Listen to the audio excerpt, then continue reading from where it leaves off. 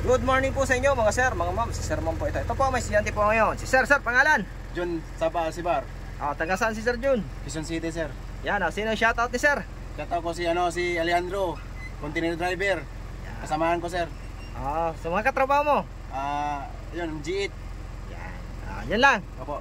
Sige, magdadrive na po to si Sir. So, ayan na po si Sir Jun. Si Sir Jun is mag-additional to ng D.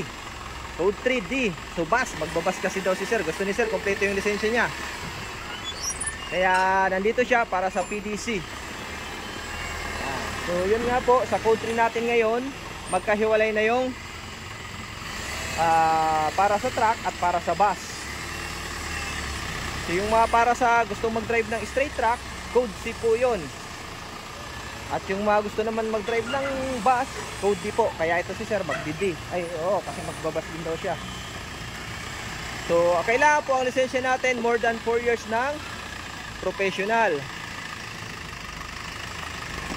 Yan. So, ang lisensya nito ni Sir more than 4 years na. Yung code 2 niya. So, qualified na po to. So, papalo po ng aking mga page sa Facebook, TikTok, YouTube.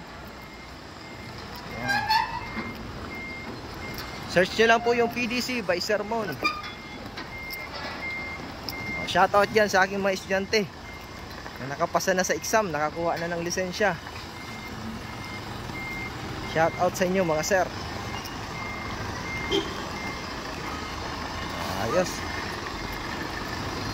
At yung gusto naman mag-code 8, dapat may lisensya kayong 1, 2, 3. Ayun naman yung code 8 namin. More on parking tayo dito mga sir. Medyo mahaba itong aming bus na to. Yan. Dapat magaling sa side mirror.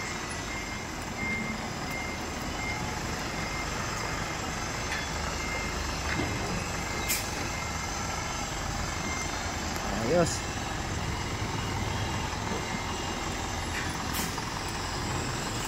Up, brake. Yan, abante.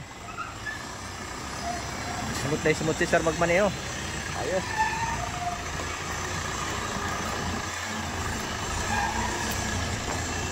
So yung mga nagtatanong po kung non-pro pwede bang mag-additional code 3? Hindi po pwede mag-additional code 3 pag non-pro mga sir. Dapat magpa-pro muna kayo tapos mag-antay ng 4 years. Mahigpit na po kasi ngayon, by system na talaga ngayon. Di tulad dati, manual encoding, kayang-kayang gawa ng paraan ng iba. Ngayon po, susunod tayo talaga sa sistema ng LTO.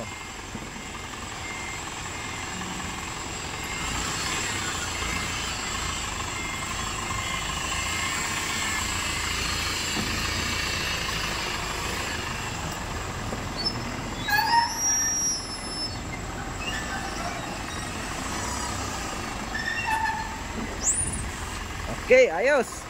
Yan sir, okay sir. Salamat sir. Yan po, yung mga gusto mag-additional code 3 at code 8 PM lang po. Maraming salamat po and God bless po sa inyong lahat.